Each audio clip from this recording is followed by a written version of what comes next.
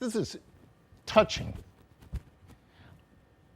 I've been interviewed, I've had all the books, but this is touching to me, to be embraced. I didn't dress like this for theatrical reasons.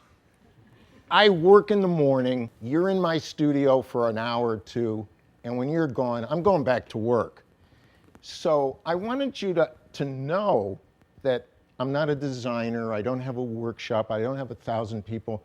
Everything's made right here with my hands.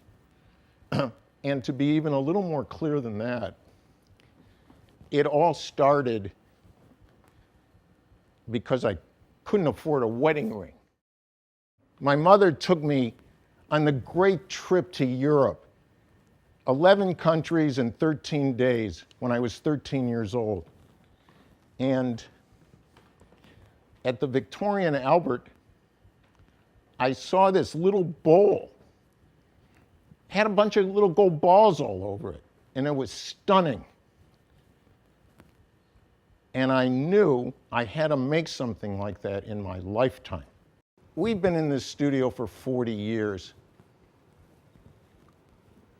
I try to grapple with all of it.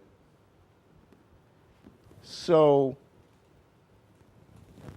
there's only so much of the existential drama I can bear at one time.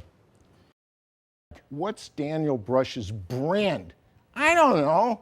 I never thought about it. I get up and worry about what's there to say. Do I have anything to say?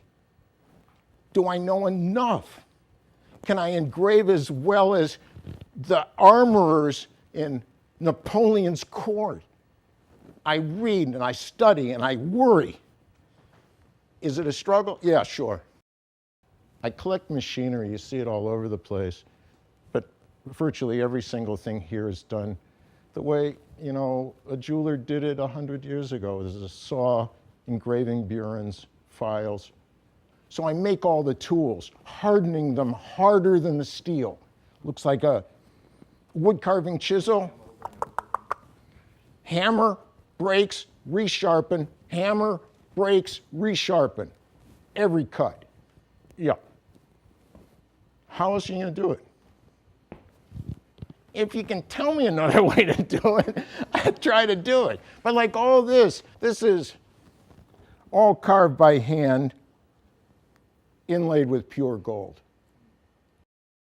I wanted to do a poetry book, a visual poetry book. So all 117 collars were made solely for the purpose of having it photographed by expired film for the book. I have all of them. It was a piece, all the pieces were made to make this book. And the book was done, the photographer is a young fellow that helps me move things because I can't do it anymore. And that's his girlfriend. And it was, I don't know, 3 years to do this. And Nicholas was the first person that saw this. I didn't want to make a catalog for jewelry. I didn't want to have it I want it to be a kind of vague dream. I've been doing the same drawing or painting for 50 years. They just take on a different look or shape or color. They're all basically based on my study of the No theater from Japan.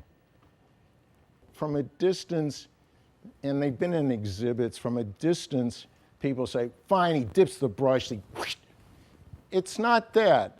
I use my grandfather's ruling pen, which is the old-fashioned, there's a little screw and there's 2 leaves, predating a rapidograph, and it is take a breath, there's 1 drop, approach, and make 1 line, exhale, repeatedly until the momentum stops. And what they are in some way are like that they're the same. This is carved in steel. That's written on a piece of paper, but they're my thoughts, they're poems. In some way, they're recording my heartbeat because the fluctuations on the ink, it's the deposit of the quantity of ink to the less quantity of ink, depending on my own state. My days are quiet. You know, I sweep the floor for 3 or 4 hours every single morning. I kind of ease into it. 11 o'clock, I'm working. Olivia is working and helping and also keeping that door closed and answering the phones. And that's what it's like here. I'm looking and studying all the time. No mystery.